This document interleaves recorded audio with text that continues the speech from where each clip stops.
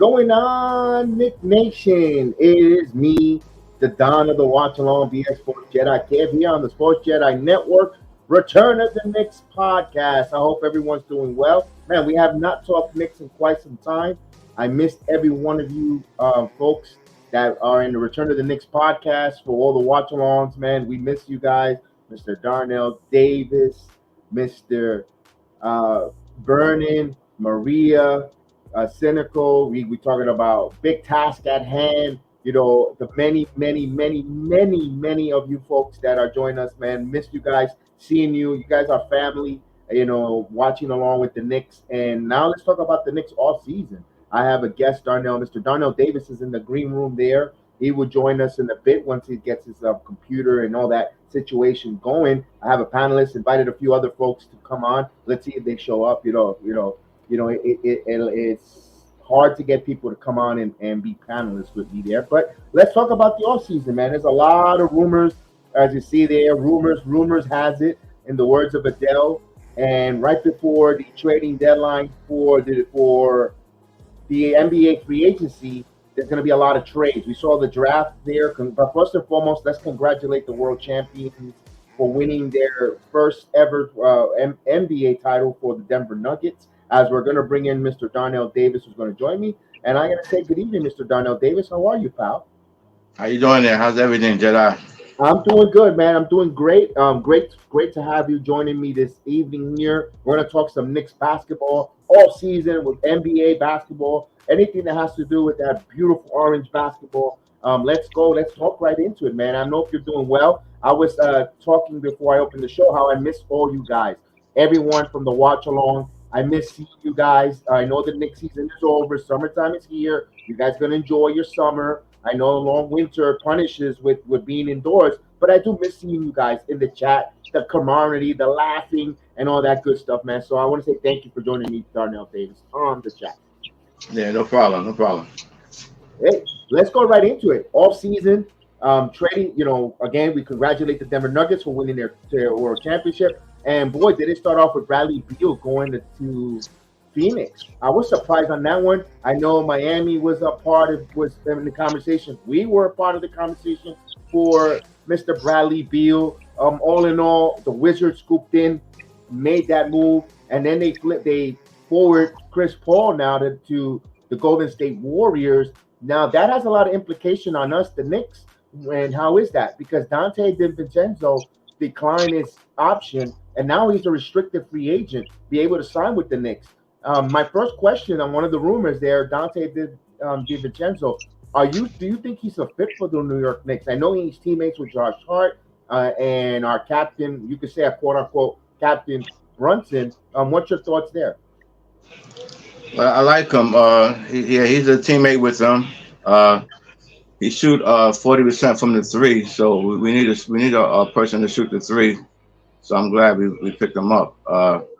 He's a good defensive player. He's stretched. He moves around a lot. He do the same thing Josh do, and he get rebounds. So I like him. He's a good guy we picked up. You know what I like about the Donte DiVincenzo? I know the height is an issue, but you mentioned the 40% from three-point shooting, but they all play high-winning basketball. What Jay Wright in Villanova inserted and taught these guys how to win the teammate and the fundamentals, basketball 101. And I love the fact that he taught them that, and that's something that it helps out our young guys. Remember, not only Donte, and this is a team that's young nucleus. They're young. They're all the nucleus. The gel of this team is all young. A lot of folks would like some changes. Sometimes you got to let these guys gel. And I say, there's on that table of running it back. It wouldn't hurt. It would adding a Donte DiVincenzo and maybe tweaking. You don't have to make the big move to accept the apple cart. Although there's a lot, with the new CBA coming in, there's a chance now that you could able to grab that. Yeah. And speaking of all that different moves, before we get the names that are out there, the Knicks got to talk about working about internally. When I mean internally, we haven't named a general manager yet for the franchise, which is, Leon Rose is running the ship there, but you always want to have that figurehead as a general manager. Maybe Rosas that came over from the Timberwolves could be that general manager role, or they make it official. And one thing I dislike about the Knicks, I love the team, but I dislike that Leon Rose doesn't speak as a team president. You know, he doesn't have to give us every detail of everything, and and you have to wait for a minute for him to find out what direction the Knicks are going. It takes a long time, yeah. Yeah, absolutely. Now, I'll send that to you in a second, Gideon. But right now, give me 10 minutes here, one-on-one with Mr. Darnell Davis as the guest starts coming in, and we'll bring it because I don't want to just empty out our chamber all in 10 minutes of the show. So we'll bring you in eventually. We'll bring you in there so we don't go over in circles with the take. You got it, Gideon. Mr. Darnell, I wanted to talk about the front office. What I mean internally, that's the one, the general manager. Secondly, extending. Do you think it's necessary to extend Emmanuel quickly, Obi Toppin, or there's nothing wrong on waiting one more year? I understand the new CBA, you want to do this and that with your cap. All the cap nerds, they get their juices tantalized with all the extensions and caps. I'm thinking there's nothing wrong with that because you want one thing. I always said it, and you know that I always told you that one thing that motivates a basketball player is being motivated to try to get that bag, especially in the NBA. Overnight, you could become a millionaire immediately. I would like to see Obi Toppin. You know, we saw some frustration. We'll talk about Obi Toppin as well. Play for that contract, that hunger of winning that bag, as well as Emmanuel Quickly. You don't think Quickly's wants to get salivating to get the season started for that playoff performance? Healthy or not healthy? What's your thoughts on extending, not extending, and then we'll get into Toppin.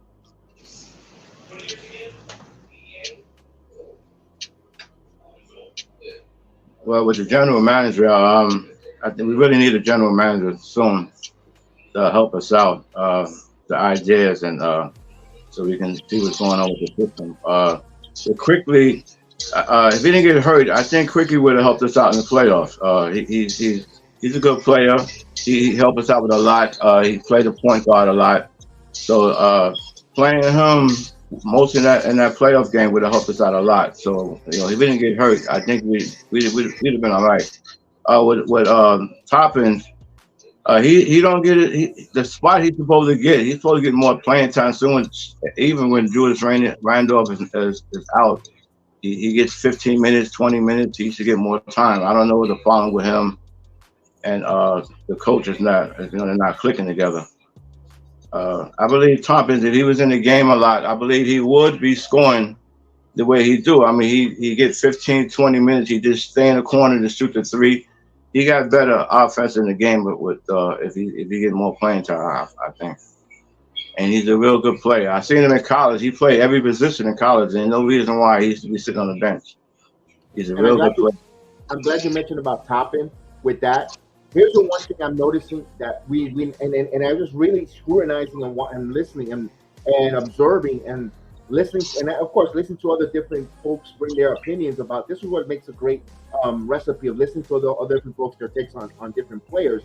Yes. Toppin, what was brought to my light, Toppin hasn't showed that strength to guard a 5 in the NBA, and I think that's what hurts the Knicks, having him on the floor. If he were to have that core strength, the upper body strength to go up against some of the 5s, maybe he'll get some more playing time where Tom Thibodeau will try to entrust him to play and make him a stretch 5 at times. Not for the whole game, not for that's his whole change of a position, for an increment of stealing an extra 10 minutes or 5 minutes from one of your two when the centers is foul trouble and you want to give a blow to another to your backup center, you could probably play that stretch 5, but Toppin hasn't shown the ability to stay strong on that, and then you can't put Julius at the 5 because you're asking a lot for Julius. Julius, he's scoring. Sometimes he's ball handling, and I think that's what hurts of the dynamic with playing them all together on the floor, Julius and Toppin. Now we saw the outburst there where Toppin, supposedly the audio came out. Toppin outburst upset at Tom Thibodeau about not getting some playing time in Game 4, the back and forth being restrained, all that negative black eye that came out now. All of a sudden, I don't know if it's to diminish Toppin's trade value or asking price, whatever it is, whatever the narrative behind it, it wasn't kind of kosher. But then we see that the Knicks, they signed Jacob Toppin into a two-way contract, the younger brother of Obi, and it makes you think that Leon Rose is sending a message: we're family. I'm gonna take care of my family. Which, you know, and I don't know if you know, Toppin is the godson of Leon Rose, so they're in that's a close knit family there. It makes it interesting. It makes it interesting. Why, if Toppin and the coach are at odds, you bring in his brother, and I don't know what right now. For the first time, I'm clueless of what the Knicks are going to do next.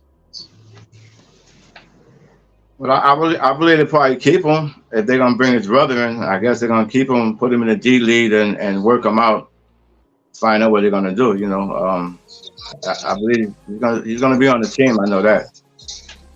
Definitely gonna be on the team. He'll be on a two-way contract. We'll be in Westchester Knicks to see what he's got. He was shooting really good from three-point land. He has good numbers from Kentucky. He has some really good numbers, and he's coming from a good pedigree of good college. I'm not saying that he's going to be an NBA All-Star. I'm not saying he might not even be an NBA starter. But could it be a really solidified bench piece that would marinate in another year or two? Yes, going along with the youth. Remember, NBA now, the new NBA kind of is you got some players, and that's why I want to get to this next point. You can't have too many draft picks. Sooner or later, you have to pay everybody. And the way the CBA is being constructed, it's going to be difficult to pay everybody to keep them under. Oklahoma City Thunder is going to have an issue. They're hoarding a lot of draft picks. They're hoarding a lot of players. They're all going to get Josh Giddey, just Alexander. They got a lot of good young nucleus. Eventually, when those contracts need to extend, they got to find out who they're going to move to and move away from. So that's why it's good to have depth, build a G League system where you could pluck guys that are a little raw and get you your Mitchell Robinsons, diamonds in the roughs. So I kind of trust Brock Aller, Leon Rose in that sense for developing those kids and putting them in Westchester so we can have a plethora of young Teron Keels. They're saying a lot of good things about him. They're feeling high on Teron Keels coming into the season. I can't wait to see that, Darnell. Yeah, me too. They say he's a good player, though. I would like to see that myself. And as we speak about that, Westchester Knicks Summer League roster came out. Now, but right now, dude, let me ask you the question. Does Josh Hart opt in for $12 million, or does he look for a new contract that he can make more money, close to 18 and 19, the rumors, $18 million 4-year deal? What's your thoughts on I know some of the Knicks, and I hate to say it, some of the Knicks faithful kind of would like to see Josh Hart move away. I personally like him, but I understand that what have you done for me lately? Your last remembrance of Hart not hitting offensively in the postseason, but man, he gives you all those intangibles that you can't really measure. Do you want him opt in, or would you like him to get a contract extension? I'm torn about this, to be honest with you. But I want him in. I think Josh Hart. I think he even take a pay cut. I like Josh Hart. I want him in. I think he even take a pay cut. He likes playing with the Knicks. He got his family there. You know, he got people that's coming that he like, and he's a good chemistry for the Knicks, and he plays good defense. So I believe he'll stay with the Knicks. He have no problem with the Knicks. All right, so he opts in for that 1 year. Next year he'll become a free agent. He'll opt in for $12 million. They give the Knicks more flexible room in the cap. We saw. Thank you, Derrick Rose. We really appreciate if you don't return on the cheaper deal or veterans rental. They did not pick up the $15 million for Derrick Rose. He might not return at the Knicks. Hey, Derrick, you know what? I've got great memories of him with the Knicks coming in that We're Here season, playing his ass off. And I hate to curse, but I'm going to say it. He did. He played his ass off for the Knicks. He gave it all. He emptied the tank for us, for orange and blue. And I would always be appreciative of Derrick Rose emptying the tank. I love the way he played. He could have easily quit with those 2 knee injuries. He persevered. He overcame. He wasn't the all-star level, but he was popular, and he gave it all on the court. I got to salute a man with that kind of heart, man. I can't say anything negative about Derrick Rose. Yeah, Derrick Rose is a good player. I love to see him playing. Spent Chicago days, and he came back to New York. I mean, he was the only good point guard we had since Stephon Marbury and the rest of them, but Derrick Rose, he's a good guy to have on the team, and he helped the young guys out. So that was good. I mean, that's why they kept him there for.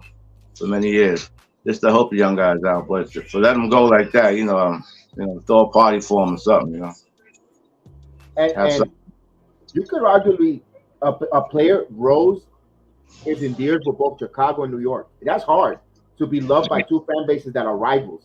Think about that, right? That's a really good one there for that one, for being endeared and loved by two fan bases that are rivals. We can't stand the Bulls. We know that. If you're a Knicks fan from the '90s, you cannot stand the Bulls. And to love Derrick Rose, their native son, like our own, says a lot. And what he's done for Emmanuel quickly, and Obi Toppin too, helping him with his confidence. That was a good pickup there, bringing that veteran in here, Derrick Rose. He will know. Maybe he'll come back on a veteran's rental. Who knows? If not, again, we want to thank him for at least us, myself. A big part of the Knicks fans. What he bought actually was good. I know the first time around with Porzingis, that was a whole nother issue, but he redeemed himself well in New York. So now we got that cap space money that we're not going to commit to and bring back there. That's why I think that DiVincenzo opens up. I believe, I'm not a capologist, so I'm not going to pretend I know the cap ins and outs and give you the nerdy numbers. I wish I could. Don't have the time. I have so many programs that I can't sit there. I would love to, but I don't have the time. Now, let me ask you this, Mr. Darnell Davis. Evan Fournier, we have to move from him, but you just can't give him away. That's a inspiring contract that you could really get something for an Evan Fournier. There's rumor has it that McDermott with the Spurs, where you could bring a Derek McDermott who's a defensive pain in the neck who could shoot and maybe fits a little more Tom Thibodeau system. Personally, I think McDermott was here, been there, done that. I don't think it's going to work a second time around in New York, and that's just my opinion.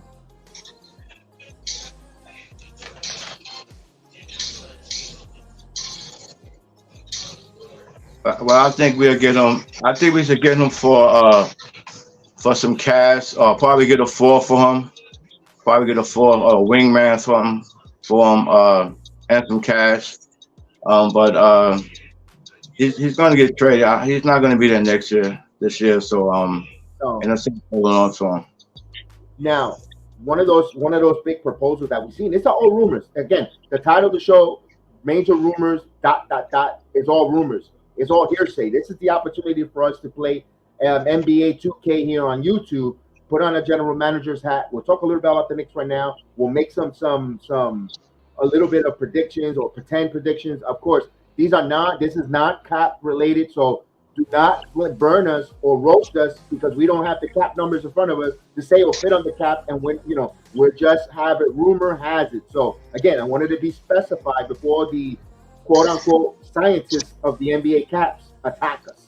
Just wanted to bring that there. I'm just as lost with the front office right now. I am, Keith, because right now you see Leon Rose is telling us, backing up the Toppin family. It seems like, and this is a big popular, I do a lot of wrestling. It seems like there's a big civil war, a minor civil war within front office and the direction with the coaches and XYZ, because now we're seeing, the argument. Then we're seeing the backing of the Toppin family. Is Julius coming? Is Julius going? Or, what are their thoughts of Julius? They're going to build around Julius Randle. We saw Paul George is now getting involved because Julius went on a podcast and everything went chimmy. And then all of a sudden the rumors came out that George might be coming to the Knicks. You also have Robert Randolph wants to be an NBA reporter. Hey, Robert, stick to singing Friday Night Knicks. We love it. We love your music. Stick to it. You're not an NBA reporter because everything you put out there completely wrong. Saying Obi Toppin is out the door. He has rumors. He has the title to put his rumors out there like we do. But man, I don't know if you want to trade an RJ Barrett for a Paul George at this junction of their careers. No, I don't. He's 30-something years, 36 years old. I don't think so. That's a tough one. If it was 4 years ago, 3 years, maybe 3 years ago, where they're at in their careers, yeah, because Paul George is the hell of a defender who could shoot, who's the wing. But he's, like you said, it's enough of chasing the over 32-year-old has-beens. Again, this team is a young nucleus. I understand you might need some veterans to lead the way, but not at those parts where you have an ascending 22-year-old third-round pick in your team ascending, where George is declining. Doesn't make sense there to make that move. I know you got to give something to get something. I'm like, wait a minute, you guys, the Knicks fans, you want everybody, but you don't want to give anyone up. Yes and no. You got to have the right. You got to give something to get something. And that's what kind of frustrates me because every time I hear a name, I'm like, oh, I would like that, but when you start hearing the players that they want to take or poach from us that we have to give up, we're like, damn, do we overvaluate our talent?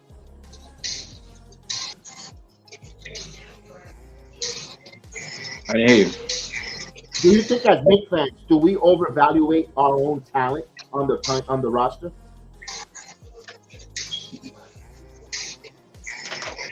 Yes, we do. We give up too many people for one player. It's like we give up 3-4 people that we really need on the team, and it's like it's too much, you know. For Carmelo, we gave up like almost 7-8 people for Carmelo. It's like, and you got to keep changing your team, so we never get to play with each other. We never get to challenge the chemistry that the coach got. So every year it's just changed up. So that's why it's hard for the team to really gather together like that. So I believe, you know, a good chemistry, a good coach.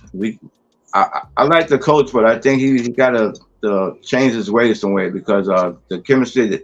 Some players look, they don't want to run the way they want to go to that system. They don't want to do that. They're coming all sluggish, and it seems like it take a long time for the game to get good. So yeah, I think we need more chemistry in the coaches and the players. We need to change up. All right, so where I want to get to with that, and again, I'm past frustrated with the team right now. I get you, Keith. I am a little bit. This is one thing that it's a Jekyll and Hyde love-hate relationship when it comes to the Knicks, Keith.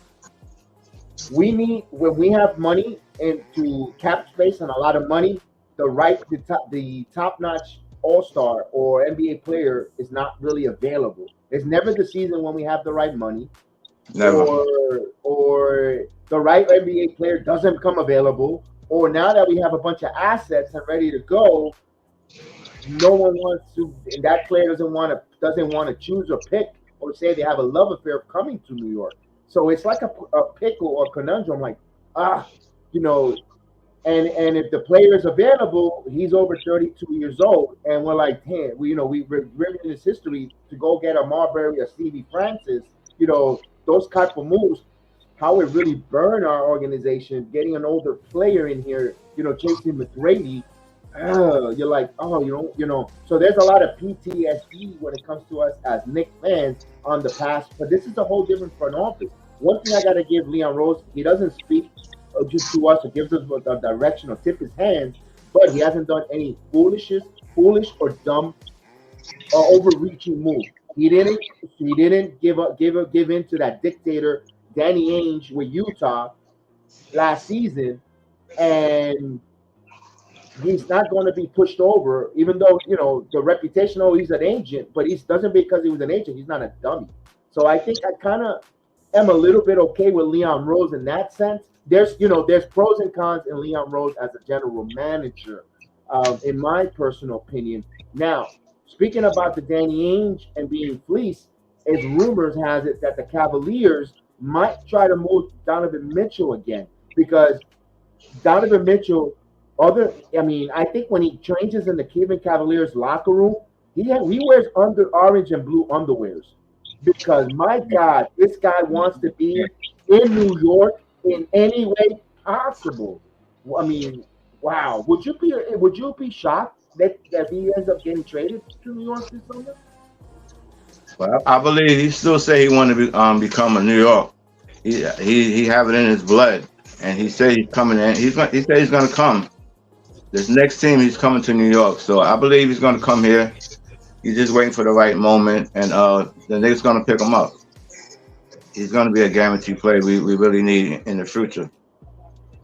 It's going to be quicker than we think, though, I believe, because just like you say, he's wearing the drawers, socks, the hat. He go to the Met games. He do everything in New York. You know, his family live there. His father live there. He want to be a New Yorker. So I can say. You know, I heard he got cut the other day, and he had an orange and blue Band-Aid on. I'm like, my goodness, this guy really loves this guy. Hey, I don't know what it will take here because here's a plethora of options. I mean, you got picks for Donovan Mitchell. You could move an Obi Toppin. I don't know if Toppin will fit in the Cavaliers because they got that front court. They're more looking for maybe a quickly might get you there, or man, Grimes would be a tough one to get rid of. But if you're bringing DiVincenzo in here along with Hart and Donovan Mitchell, a little bit too a lot. That's deep team. You might have to give up a quickly. Even a Grimes might be able to get that going with some other picks and some other cap money situation there, 3-team, whatever the case may be. It'd be interesting to see that if they bring in a Donovan Mitchell this summer, because the Knicks could just wait the game and wait for that cap money, and when he free agency can bring him right in, or 1 year left an aspiring deal, make the move. And that's why I don't think Brown isn't leaving the Boston Celtics. I think Brown might get moved here with a guy that you endear to your heart and my heart for Zion Williamson.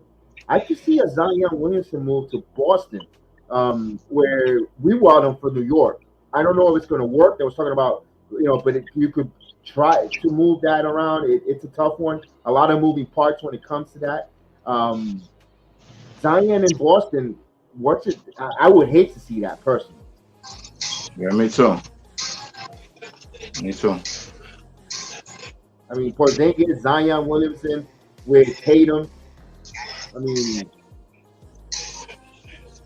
I don't know if it'll fit. I don't know if it fits under the cap if they were to move. My thought, my whole thought that I thought Zion was going to be moved to the Atlanta Hawks for Collins, and we saw Collins go to Utah now. So that's a good fit for Utah. Market in Collins. They got a nice front court there for Utah being built.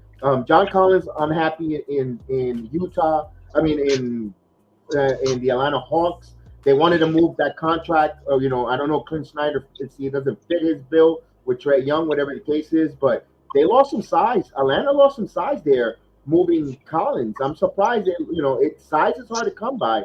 And they moved Collins. It weakens a rival in the Hawks. Good for them, but I thought Zion would have been a nice pick for New Orleans. You could bring Collins in who could play the 4 or the 5, and they get Zion who goes back home to the South. The southeastern part of the country. I thought that was going to be a move there that was going to be something that was going to be getting traction, but obviously it didn't. Do you think Zion gets moved?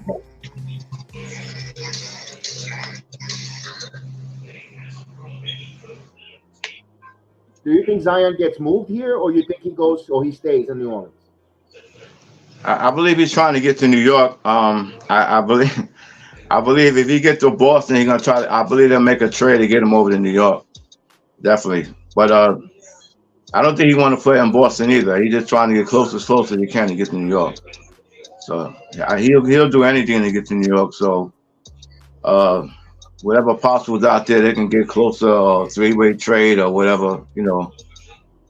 Any way they can get to get him over to New York, I believe they're gonna do it. Keith Turner says we have a fleet of guards who would like to get some wings. Well, they'll get rid of 2 or 3 people if they have to. I didn't hear you. No, I was answering the question here from Mr. Keith Turner. He says New York has a fleet of we have a fleet of guards. We need wings. That's a tough one though. You consider, I guess a 3-and-D wing will be Barrett, but Barrett doesn't shoot well to really give you that wing.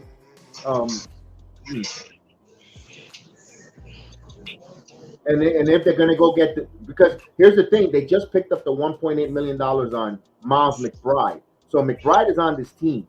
So he's staying on this team here. And I didn't even think about that. If McBride stays here, he could be a filler for a move, with the 1.8 signed guaranteed with contract filler. If you're bringing DiVincenzo, it's again, we're frustrated because we don't know what direction this team wants to go. What they don't give us a little bit of a dip, a little bit of a direction of where they want to go as do they want to be a stretch 5 type of team? We know what Tom Thibodeau is. read and react offense. He wants offensive rebounds. He wants everybody to rotate, play defensively, and a little bit ISO heavy. That's the Knicks in a nutshell there. But they need, in order to go ISO heavy, you need some guys who can stretch the floor, who could just knock down shots when the ISO commands the double team. And that's why I think they really need some 3-point shooting there, Donnell. And one thing that frustrates me, we talk about Obi Toppin. I wish they would utilize Obi Toppin better, cutting a lot of backdoor cuts, because one thing they're not utilizing correctly is Isaiah Hartenstein. If you look at Isaiah Hartenstein's numbers or his film on him when he was with the Clippers, where Trey Mann used to cut and there was a lot of motion, Isaiah Hartenstein is a hell of a passer who could get the man in the back cut. I would have loved to see him and Obi and be a little more dynamic there when Obi's on the floor with the backdoor cuts, motion basketball. Similar, not like the Golden State Warriors, but you see the Golden State Warriors are constantly moving.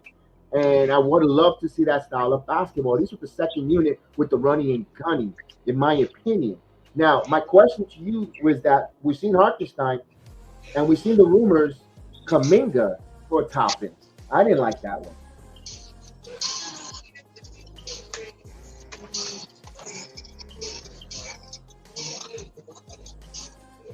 I hear you. Kuminga was rumored from Golden State for Obi Toppin. I did not like that rumor, although because you're going to be in the same boat. Kuminga's going to get frustrated on not getting playing time. One, then you got to extend them anyway, like Toppin. The only difference is you're buying one more year before he's eligible for an extension. Then you go to State, you're going to have to be in the same predicament, but a little bit earlier with Toppin. They don't know what they're getting, although Toppin will fit nicely in Golden State with the free-flowing offense that runs, backdoor cutting. He could shoot the threes when they need him to shoot the three, and he could play that role. But I don't think especially if they're rumored to lose Draymond Green, I'm not saying Toppin is going to play the Draymond Green role, but he's a younger player that will help. And I don't know if Toppin is that dog to go get that defense. Like again, we were talking about Toppin not being strong enough up into guard fives like Draymond Green, but I wonder what they're thinking about. They have to check cap money and all that stuff. So Kuminga for Toppin, no. I don't think I like that, because I like Toppins. He's a forward. Like I said, the position they got him playing, he's a forward that swings out. He like to be on the run. He like to be out dunking. He like to be on the wing. He don't like to be standing in the three waiting to shoot the ball. He's more of a finesse guy, shooting, coming out, alley oops and going to the basket. So if he played with Harsh like that, I'm sure in practice they see it. I just think I don't know what the problem with the coach and Obi. I don't know why he's not playing him, because we never play 3 or 4 big guys on the court at one time anyway, and that's another reason why we be losing a lot of games, because they play 2 big men, they play a forward, a power forward. We never have our 3 power forwards or 2 centers out there to stop what they're doing out there. So it's hard. And Obi, he don't know where to play. He's not a good guy to sit in the corner and wait for a 3. He want to be out there running, swinging, doing what he got to do. So the position he's playing is real hard for him to play like that. That's why I think he don't want to play in the game no more. He feel like he get traded, and he's going to be awesome. He's a good guy. I'll tell you right now. I like him. I wish he could stay, and that's why I think they got his brother. So you think he's getting traded? So you're right now on a couple of days before the NBA free agency kicks in. What's your percentage of Toppin being on this team next season, starting training camp? Obi? Yes. I believe he'd be on the team. So what? 70%, 80%? You're confident that you'll see him in training camp this October? 85%. I see him there. Okay.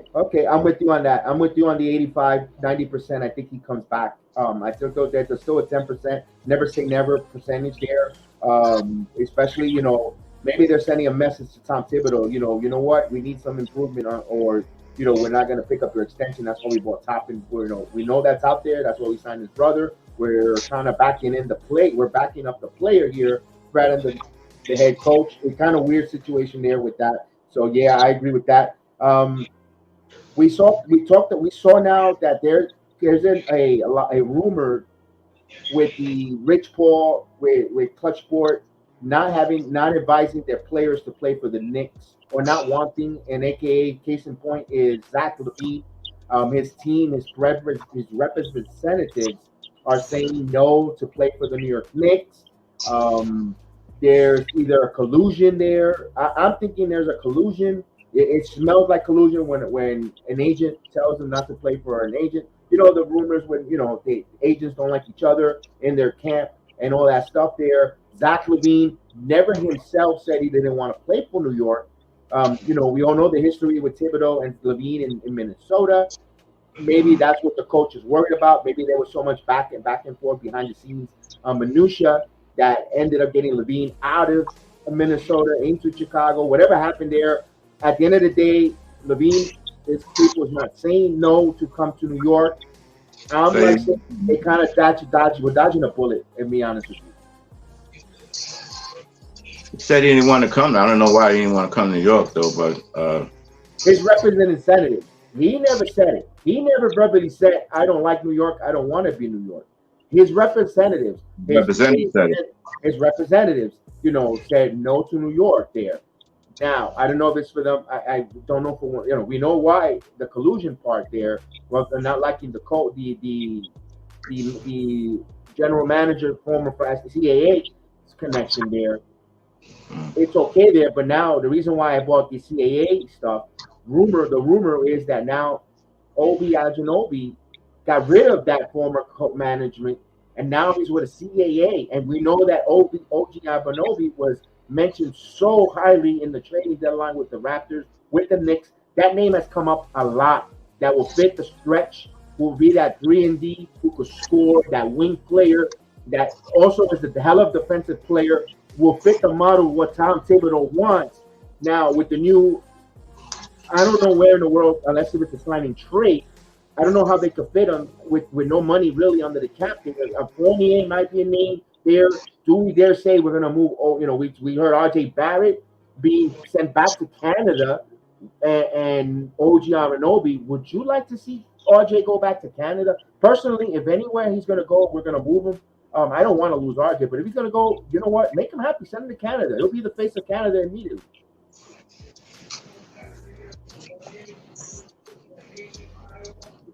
What's your thoughts on RJ Barrett going to the Toronto Raptors? Well, I wouldn't want him to go there. I like RJ. He's a good player for the Knicks. He just gotta get his game together. But him going, he's like a Knick diehard. I think he don't want to leave the Knicks either. He's one of those guys that want to stay, probably retire at the Knicks if he could. I don't think he would like to leave the Knicks and go back to Canada and play over there. Okay. You think because of pressure? You think he'll feel pressure going to Canada, the country? Because he does play well in the Olympic team, but he's alongside SGH, Lou Thorpe. He's got some good players with him playing on that national Canadian team. It'll be a whole. And I know those. Toronto has some good players too, but they look like they're kind of on their way to rebuilding. If it looks like it, kind of. But I don't know. Personally, I don't want to see RJ Barrett leave the New York Knicks neither.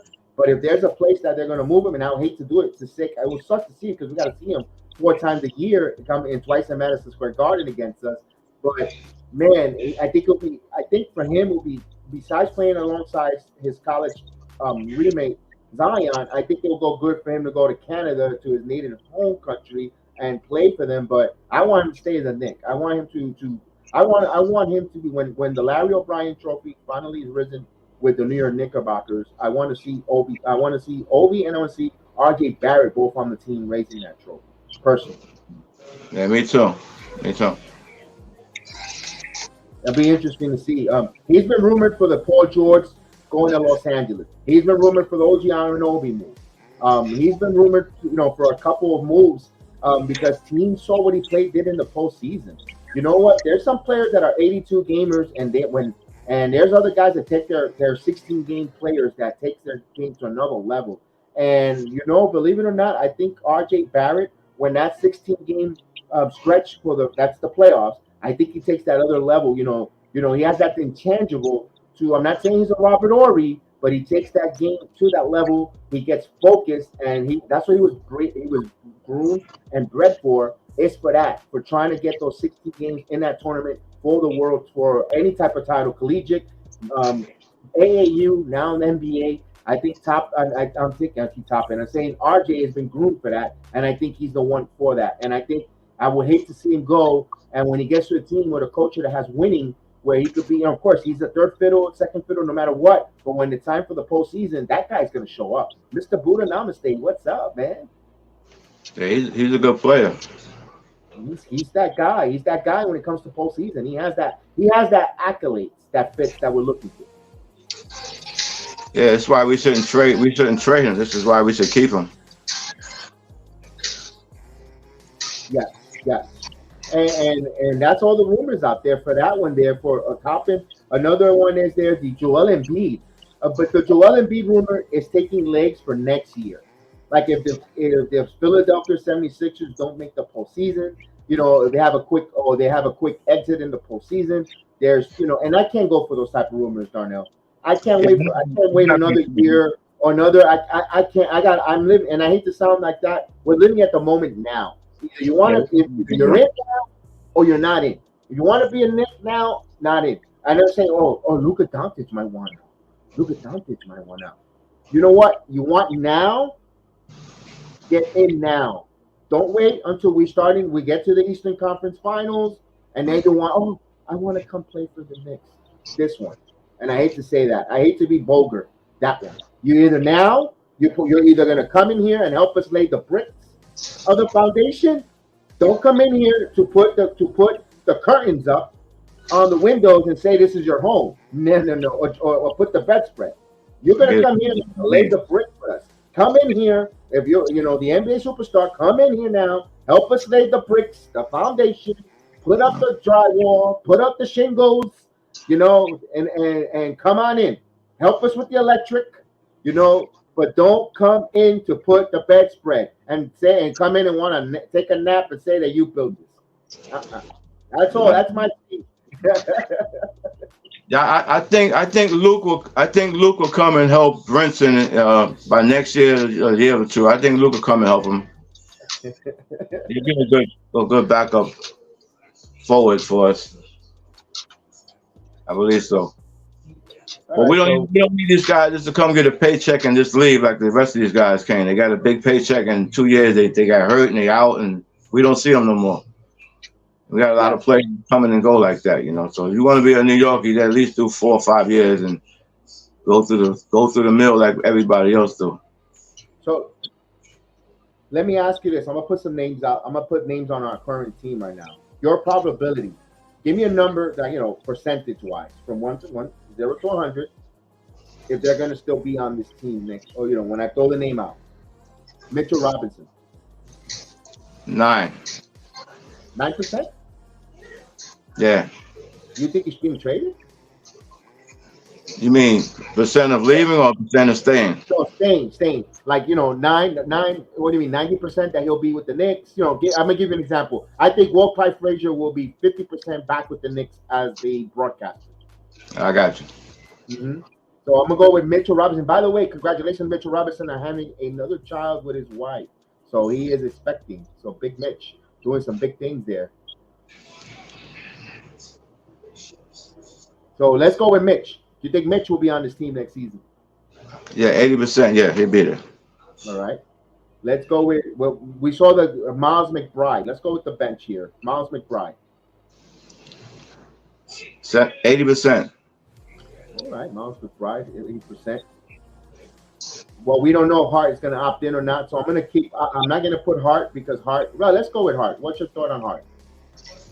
I give Hart 90%. All right, that's good. Jericho Sims. We definitely need him. I give him 90%. 90%. That's a good one. Evan Fournier. 30%. I think he'll be gone by next year. 30%. By this year. That's a good one.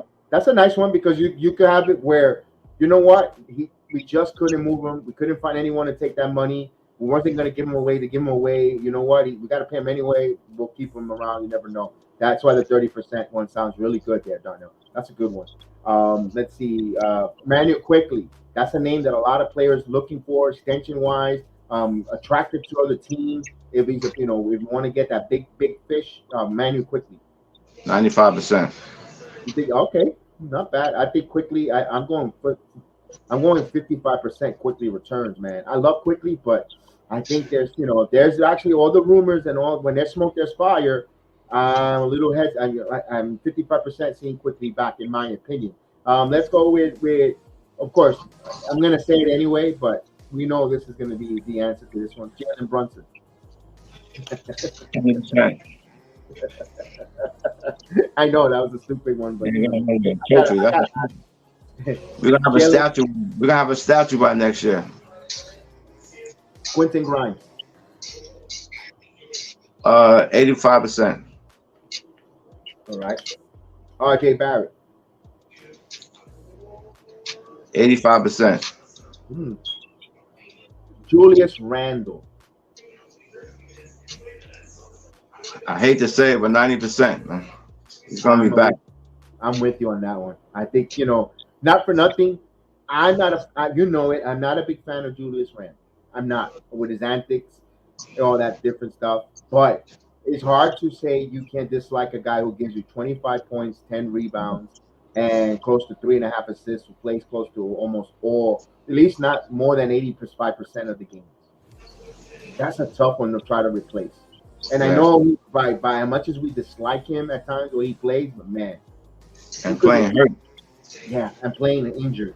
And he's there. There's a whole. We didn't even know he's playing hurt. That's another thing. And damn, that's a tough one to replace. And maybe Randall falls into the category. You never know what you got until you lose it.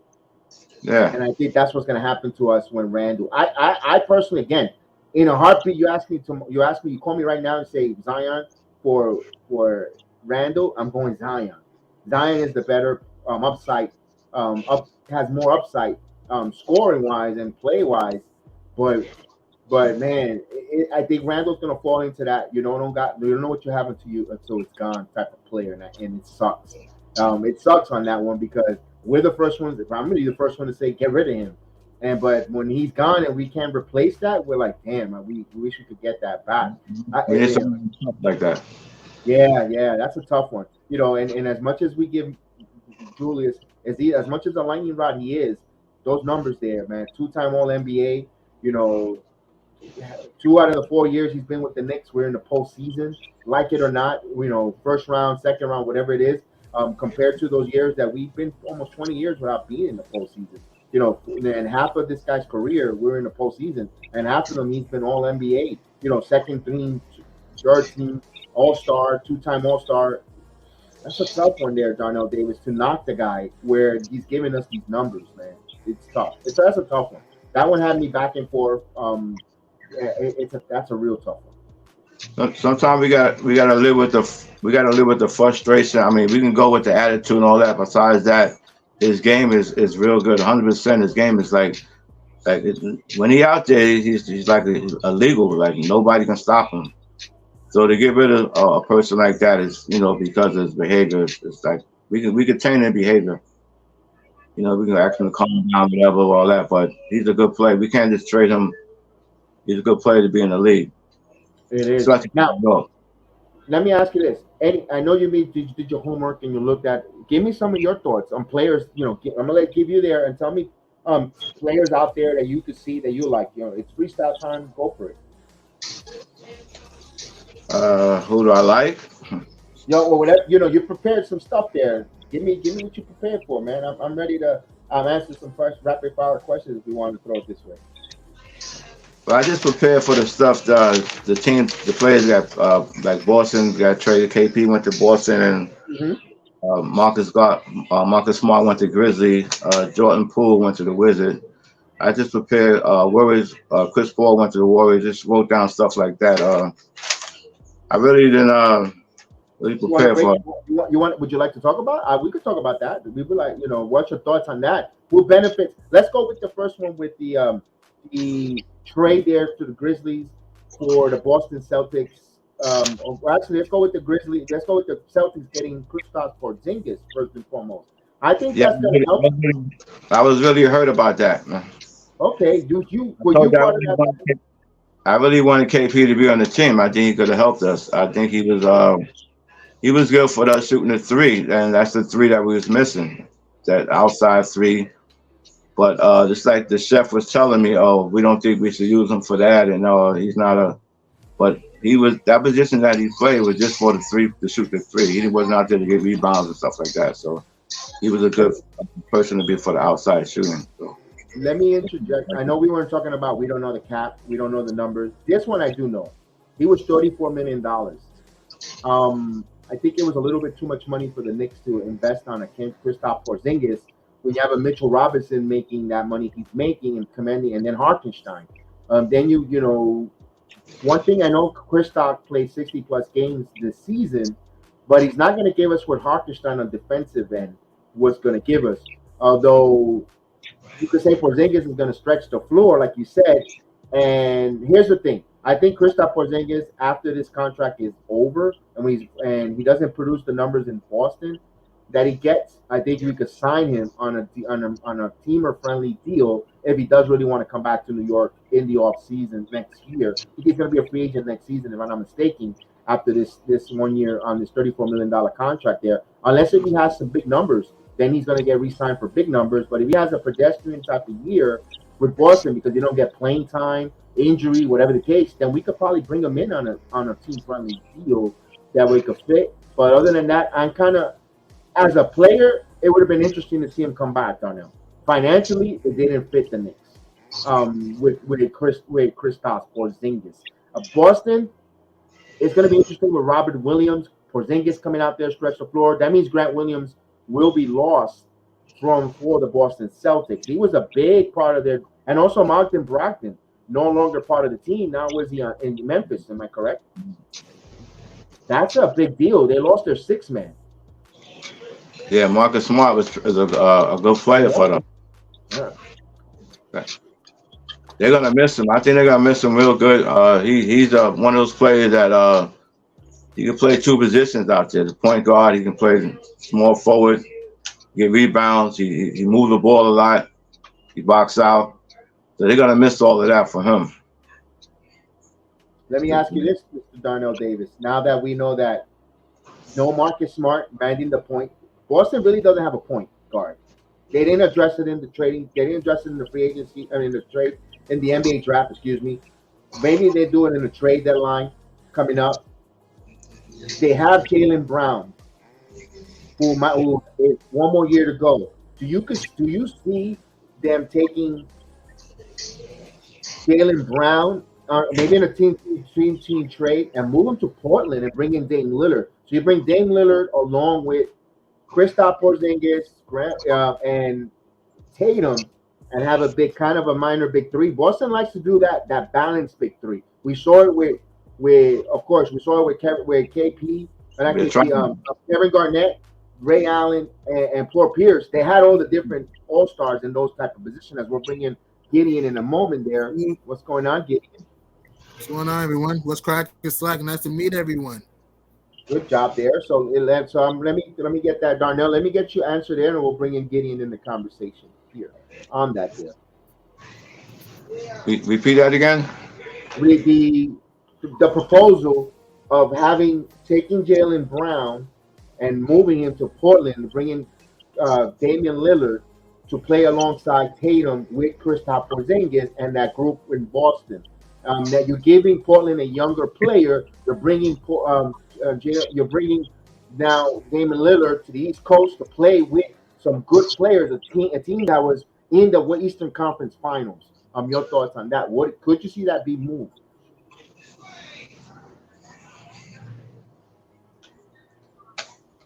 You're going in now, boss. I can't hardly hear you. Going in now. You want to come in and come back, Darnell? Want to come in and come back? All right. All right, Darnell having a little bit technical difficulties. Salute, Kev. Nice to see you again, Hey, man. what's going on, man? So, same question to you as Mr. Darnell Davis will fix. Unless if you can still hear me, Darnell. You don't have to leave. If you can hear me, I'm good. You can hear me? we can hear Can you you hear loud and clear. me? Yeah, you can hear. Yeah, Yeah, loud and I clear. was saying the trade Dalian going back to the Boston. East. Going to the Boston Celtics. Damian Lillard will get. I'm saying, would you make a move trading Jaylen Brown from the Celtics or to Boston for Damian Lillard? Of course, you put the money, whatever players that needs to be fit in there. Could you see that being moved? Yeah, I can see that happening. Okay. Getting your thoughts? I say 50-50. I say 50-50 because Dame does help Boston with shooting, can finish at the rim, can hit the mid-range. My only concern with Dame to Boston is that Dame and Tatum may not fit because they both cannot move without the ball, and they're both kind of inconsistent in the playoffs sometimes, though. That's my only concern with that, though. Forget about the inconsistency in the postseason. I'm talking about Boston needs a point guard. That's true. That's true. Boston needs a point guard now that there's no Smart. Maybe that's what something that would trigger them to want to kick the tires and talk to Portland to want to bring in Damian Lillard for Boston because there is no point guard after Smart leaving. I'm not saying that's going to happen. I'm just throwing that up there. No, I understand. I would consider that move. I would consider if I were Boston. I probably would consider it because they do need another guard there to help out Derek White, though. And if I were them, if you do get Dame, I would put. If you do get Dame could help Derek White and Tatum with floor spacing, attacking the rim, and he's another guy that can take the pressure off Tatum, though. So I think that would be a good move. And if you're the Blazers, you win that too because you get another guy who's athletic and brown that can lock you up, can put guys in jail, that can fly, can get crazy on shot at the elbow, the top of the key, and has a feathery jumper, and you can get into the passing lane. So I think both teams will win the trade, yeah. And can help Sharp. It's a winning trade because you put him there next to you put him there in Portland with you have Anthony Simon, Jaylen Brown. You know, I believe we got Nurkic, the center. Nurkic, and of course you have Grant out there. You know, and I know that's what Damian wants to move because he's still playing that role that he wants to stay with Portland Trailblazers. Now he also wants to recruit now Draymond Green, and now if hear me out there, Portland. If they have money to bring Draymond Green there with Grant, Nurkic, Simon, and Lillard, that's another nice team for Portland there in the West there. That's something, balanced there. You get yourself some guys that you can make a move in free agency at whatever mid-levels of section, and that will help them as well. That's probably a playoff team. Draymond with Dame, Grant, Simon, Sharp. Yo, hey, bro, that's a nasty team. I mean, that's a nasty team because Dre can lock you up. Dre's sharp, like a great defender, can bring the ball up the court. He can play point. He can play point forward. He can hit the three at the top of the key. He could play the small ball five. He could. I mean, he's very smart. He takes a smart shot. He's not a scorer.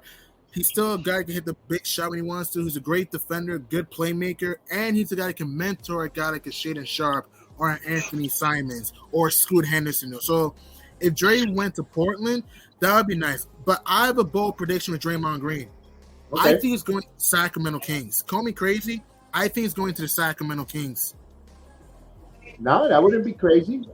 He doesn't have to move. He doesn't have to relocate. He can still stay in his home, and all he got to do is just play on the other team. It's like it's not, that's not a crazy pick there for Draymond Green there. Percentages for him staying in Golden State, I don't know if he's going to stay. I don't know if they could afford to keep him in Golden State with the cap situation. What would they do with their power forward though? What would they do with their power forward though? Kuminga, and there's also Moody. They're going to have to play Kuminga Moody now in that position. They might not give that same value as Draymond Green, but Right. But I have one question for you guys. Do you think the Denver Nuggets are going to keep Bruce Brown? Because remember, you got to pay Michael Porter, Aaron Gordon, KCP, Jamal Murray. Do you think they're going to keep Bruce Brown, the Denver Nuggets? The rumor has the Knicks are interested if it doesn't go through with DiVincenzo. Bruce Brown has been a name that's been rumored towards to the Knickerbockers by all place. He played in New York with Brooklyn. I don't know. I don't know if I don't know what's his value. What's his market value getting? And what's the market value that they have for him? What is he commanding on the market? Does he fit? Because I know we have now we have some money under the cap. We're not picking up the option on Derrick Rose but all signs wants to be pushed towards it's DiVincenzo with New York, but if that's their backup plan is Brown. I wonder how that quickly that's going to take place. Right. It doesn't seem much. Bruce Brown didn't say much. There's no report that says how much he wants, though. My guess is that he'll probably want like 12, 13 million. That's my guess, but it doesn't seem much how much Bruce Brown wants. If I were Denver, you got to find a way to keep Bruce Brown because Bruce Brown complements well with Michael Porter and Aaron Gordon, a KCP, because let's be honest, Jeff Green's probably going to retire. So would DeAndre Jordan. So would Reggie Jackson. So those guys are probably going to be gone. So if you're Denver, you got to keep Bruce Brown. He's the guy that can play make, finish at the break, athletic, great defender. So if I were Denver, you got to find a way to re-sign this guy, though. So if I were the Denver Nuggets. But I think he probably would want like 12, 13 million, though. That's probably my guess what Bruce Brown would want. Okay. And let me ask you this. Darnell. I'm giving you three players, three shooters here to get on this team. It will be DiVincenzo, Seth Curry, or Bruce Brown. You can only get one to fit what the Knicks are doing here. Your thought? Who would you like? I would like Steph Curry. I believe he spreads the floor out. He's a good 3-pointer shooter. And he's quick. We need somebody quick like that on the floor. So I like Steph. So okay. Getting who? If I same, I'm. To me, I like Steph Curry, but his injuries worries me. True. His injuries worry me. He hasn't been healthy enough to play, especially when the Philadelphia 76ers needed him the most in that postseason. A couple years ago, not available. One of your best ability is availability. And I think he'll turn out to be a Novak who will get limited just to 3-point shooting. Sometimes in the postseason, you need a little diversity. You saw that with Bruce Brown and Donte DiVincenzo. I like that too because, of course, that pedigree that he comes from with Villanova. They're just good basketball players. They do the right plays. And personally, I will go with DiVincenzo over Bruce Brown currently right now. I know Bruce Brown is coming off the World Championship. Will probably help the Knicks with the championship pedigree coming in there to New York to bring that there. But if you're asking me, I want that happy life, happy locker room with the Villanova Wildcats. That I think that's something as a pep in the step. You saw that with Brunson. You saw that with Hart. That pep in the step playing in the closeout in the middle of the season. I think with DiVincenzo, I think that's something that will boost them. And I think that's the only reason why I will go with DiVincenzo over Bruce Brown. But you know what? Bruce Brown is not no second fiddle or consolation prize, if you ask me. Right. Ooh, I have one question for you guys. I know this probably will never, ever happen, but anything's happened. Teams could change their mind. Would you guys trade for? I have multiple players here: Paul George, Brandon Ingram, OG Anunoby, and let's say Denver changes their mind, Michael Porter. Would you trade? We spoke about a couple OG Anunoby. We spoke about that there. It's going to take RJ Barrett for an OG Anunoby on a signing trade. I think OG, that's a tough one. For we were talking about that with Mr. Darnell Davis about OG. He fits with the Knicks especially with Tom Thibodeau. That's telling us if that's the move they do. That's telling us Tom Thibodeau is going to be here for more than he's going to get extended. He's not leaving anytime soon. He's going to get extended for a long period of time, and I don't know how the fan base will take it. Darnell, you want to get in that conversation? Go ahead. Yeah, I give you 4 players: Brandon Ingram, Paul George, Yeah, Michael we'll Porter. go with Joe. We go to OG first. Oh, we go to I like OG first. Ingram. I like Ingram. He's a good player. I don't know why Pelican want to will get rid of him, but Ingram is a good player. He's like a Zion Williams, but just don't have the muscles. But Ingram's a smart player. He's a full player. He's a player that he play without the ball. He's offensive. He do what he got to do. So I like Ingram. Mm-hmm. Right. So, okay. What about Michael Porter from Denver? Michael Porter. Yeah, I like Michael Porter. Right. I'm not saying Denver's going to trade him, but let's say randomly they decide to, because you never know what can happen. Would you guys trade for Michael Porter from Denver? Yeah, I would trade for him. Yes, definitely. What about you, Kev? Would you trade for Michael Porter from Denver? I think that kind of player fits this bill because he's coming from a small market. We just won an NBA title. He's going to have an opportunity to play now for the bright lights. He's going to take his talents to be showcased more. I think it'll help him if he does come to New York, if he plays for New York. But of course, that's not more of a pipe dream. I don't know if he's available. You kick the tires, you ask the questions, you make the phone calls. But I don't think Denver will let him go. But you could make the phone call. Is that an intriguing player? Absolutely, Michael. He is an intriguing player. Ingram. It all depends what the Pelicans want to do because they have a mess. Players don't want to really be there. We saw there, a lot of players want to leave New Orleans. Case in point, Anthony Davis. They got rid of Chris Paul. Basketball doesn't really work in New Orleans. That's a football town. We saw that they tried it with the Utah Jazz. They were originally there in New Orleans. They didn't work out. No matter how much the NBA did them a solid, they colluded to get Zion Williamson there. That's not going well with them getting them there. The commissioner did whatever he can with Chris Paul. They bent backwards to make New Orleans work. And I don't know what they're going to do. The training staff, Van Gundy didn't work there. Allen Gentry didn't work there. They're a mess. We think the Knicks were a bad organization, but New Orleans, he'll hold my beer in this moment right now. What they're going to do, who they're going to move, who they're going to let go, it's a question beyond us. Will they get rid of Ingram? Be honest with you, I love Zion Williamson. I think, but be honest with you, the one that really fits on the Knicks, if you want to take someone from the New Orleans Pelicans, it's Ingram. By far. Oh, yeah. I love Brandon Ingram. He shoot at face-up jumper. Yeah. What is he like? 6'10"? He's lanky. He's long. He could shoot the floor. Yeah, they're long. They're lanky. They could shoot the ball. You don't need them to box him to go and work in the trenches. That's where you have Mitchell Robinson with Julius Randle, Hartenstein. You got guys. Hart likes to rebound. And I think if you want Ingram to be that wing defender with that length and that long stretch ability, that wingspan, that's the guy that you want. That really will fit the Knicks, to be honest with you, what they're looking for.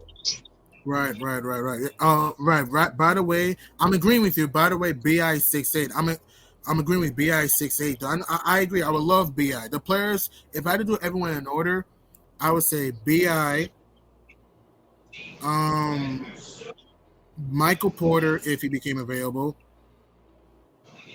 Anunoby. What about Paul George? You guys trade for PG if he became available? We talked about that in the opening segment. We don't want Paul George, to be honest. That contract is too rich. It's too rich for a 34-year-old. And every year they get paid more and more. He doesn't play 55 games. Right. Yeah, he is getting old though. He is. If he was younger PG, then a little bit different, right? If it was younger PG. Yeah. 2 years, 1 year, 2 years, pretty good. But 4 years, it's a lot. Yeah, good point. And for the players that's going to take to get him on the Knicks, that's why it's a hard no. You have to cut an arm to get PG. You have to cut like an arm. You have to trade like what? RJ. Yeah, exactly. Quigley, Fournier, probably 3 first-round picks. You're taking away the youth. You're removing the youth of the team and the nucleus of the team, the young core of the team, to bring in a 34-year-old that's going to give you maybe 2 years maybe 2 years of high level basketball, then he's gonna fall off a cliff. It's not worth it unless again. I've said it a lot. I said it before in a different video. If you're gonna tell me we're gonna make a move for these players and guaranteed, because nothing in life is guaranteed but death and taxes. At the end of that contract, we're all hoisting up the trophy, and we're all the Canyon Heroes, and I get to meet all of you guys in the parade. Then it's worth it. Again, the Karl Anthony Towns, that poison pill of the $67 million that kicks in. If we're holding up an NBA trophy before that $67 million kicks in, it's worth it. But there's no guarantee on that, because all it's going to do is going to spiral us back down to oblivion, to start all over. Especially in the NBA, it's hell to try to rebuild. And the way the Knicks don't have the luck of getting the number 1 draft pick, of getting a transitional player like a Wembanyama, we don't get those type of players since 1985. So it's tough for us to want to make that move. That's why we have that PTSD, and we're skeptical of. I don't know if we should trade this player, because I don't know if he's going to fall off the cliff. If we're going to get the next Jason Kidd again, play good, and then he just dies. You know what I mean? And we're afraid of that, because we've been so much tormented and so much in terrible basketball hell, where and it seems like all the other franchises are getting better. They get that transitional player that helps their franchises. Meanwhile, we're stuck in neutral since 1985. It feels like the NBA colludes against us. Whenever we stink, the NBA wants to go give New Orleans Pelicans because we need to save the small market team. We got to give them this transitional player. We can't give them. That's why they didn't trade Chris Paul to the Lakers. That's why CB3 was supposed to be a Laker, but he stayed a Pelican. Even look at the Denver Nuggets. They got multiple transcendent players. Jamal Murray, Nikola Jokic, Michael Porter might be a potential transcendent player. I mean, wow. I mean, etc. Like, yeah. I mean, well, you got to give the Nuggets their flowers. They picked up Jokic in the second round. They did a hell of a job there. It took time, because I called him a fraud in the beginning of the year. In the middle of the season, when I did one of my broadcasts there, I don't think Denver Nuggets are going to be there. They're in number 1 seed, but they'll get beat. They're a bunch of frauds. I called them a fraud, and then you were wrong. I called them a champion. I'll get to giving them their flowers. And then secondly, they also were smart. They got Murray in the Melo deal. They made smart moves. They were smart. It took sometimes the trade and the moves takes time to marinate. That's why my case in point, it's okay if the Knicks run it a little bit back here with a little bit tweaks here and there. They don't have to be drastic. They don't have to make drastic changes. And also drafted Michael Porter from a back injury. Don't forget, Michael Porter also had back injuries. Don't forget about that. What do you think about that? They were questionable. There was questionable moves on that. When I remember draft night, because I remember the Knicks passed on Porter because of the back injury. They decided they passed on him because of health issues. You know what?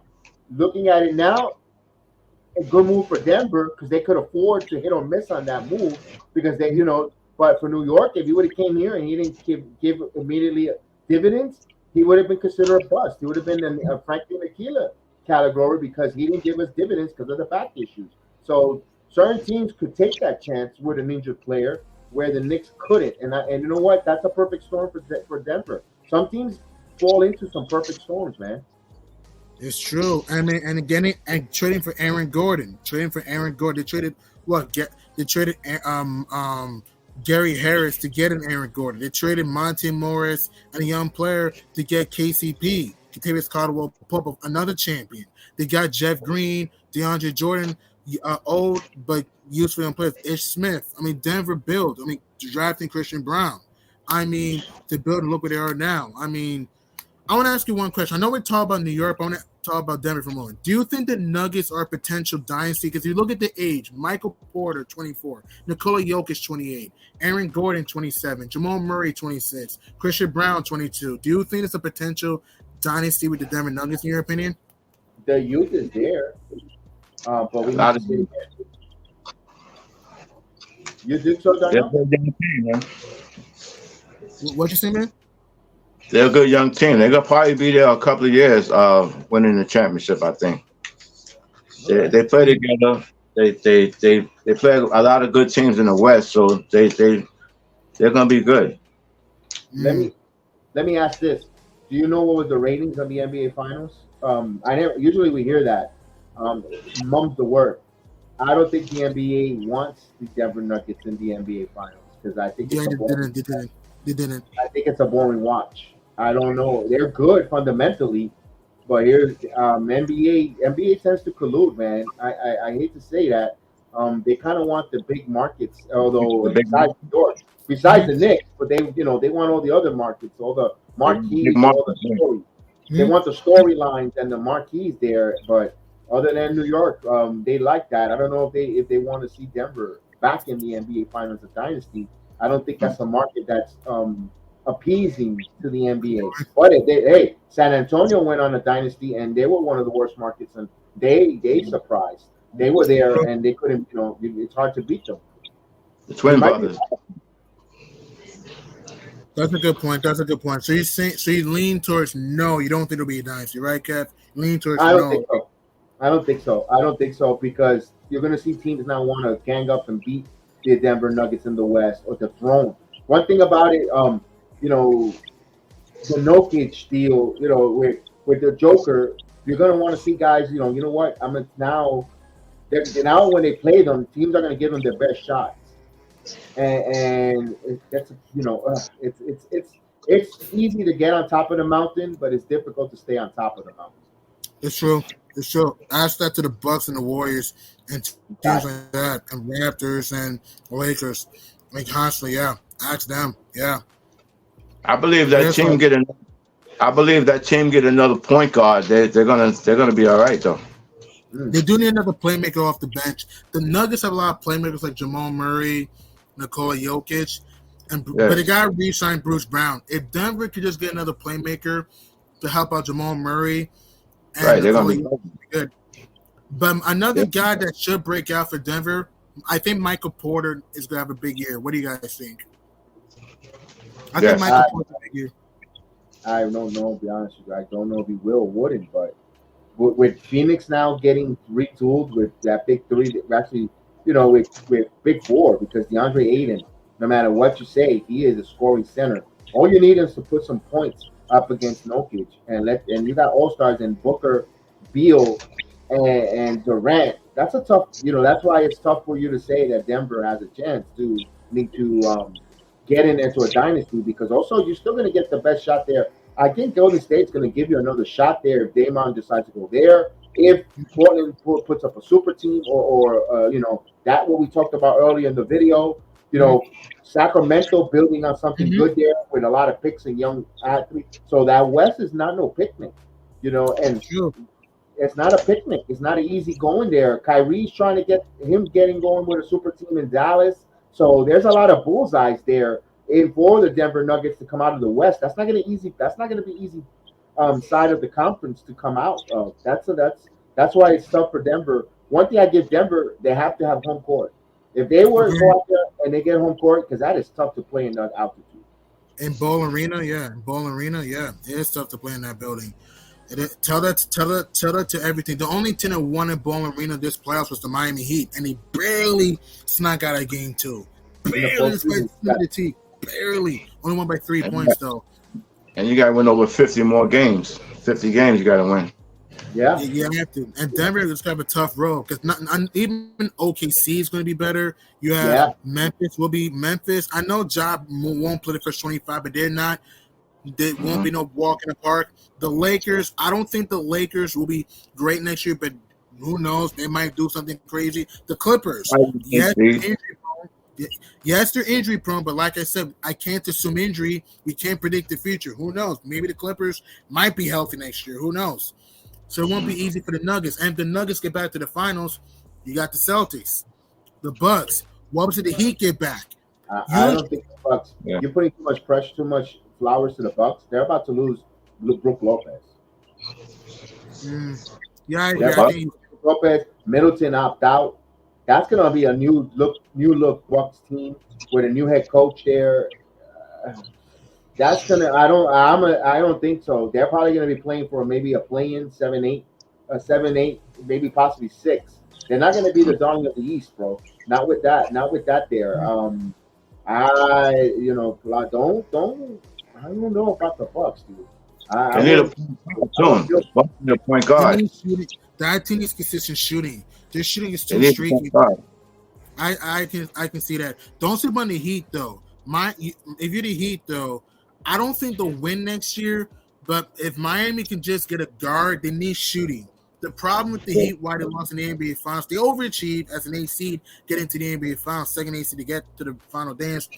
They couldn't make shots. They didn't have consistent shooting. If they can just get another few tools in the tool shed, get some few pieces in there, some topics in the piece, get some shooting in there, they'll be dangerous. What do you guys think? You think the Heat have a legit shot to win a title next year? No.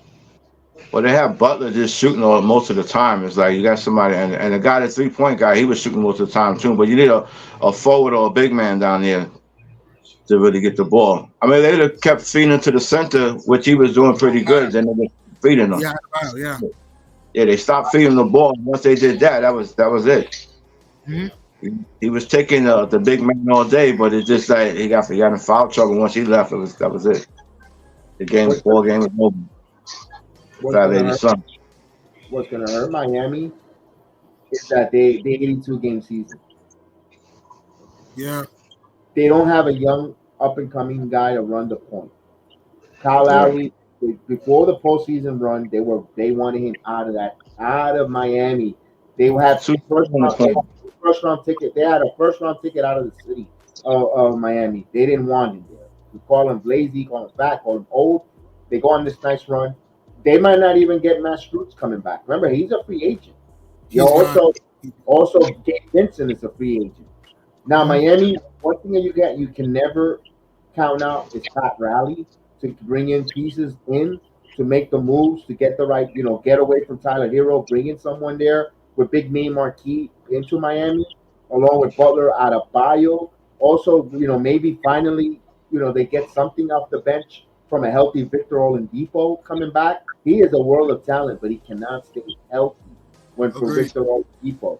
They might get some players returning back there. Miami, never count them out, but I think the 82-game grind might hurt them again because I don't think they could go on another magic carpet ride again back-to-back years in the East unless they come out of the gate on fire. That is a good point, though. And what the Heat do, and that's a good point, though, gets 82 games a toll on your body. I agree, a toll on your body. And when you get back to the playoffs, and if you want to win a championship, you have 4 different opponents, 4 different schemes. Man, that's a lot to endure. What about this team? What about the Boston Celtics? Do you think with KP, you give them a legit chance to raise the bay next year? I'm not going to go team by team, Gideon, because we don't know what the rosters finally look. So I'm going to hold off on that because we could do this in September. And then, then we won't be able to, then we're going to do this again and talk the same thing in September.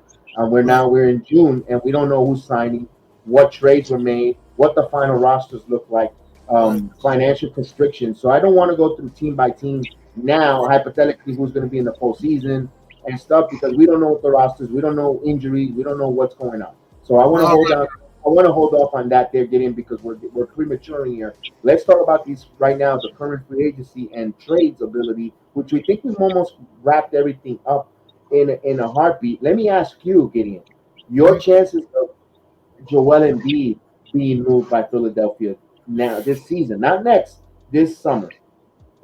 Probably like 5%, probably like 5. I said like a 5%.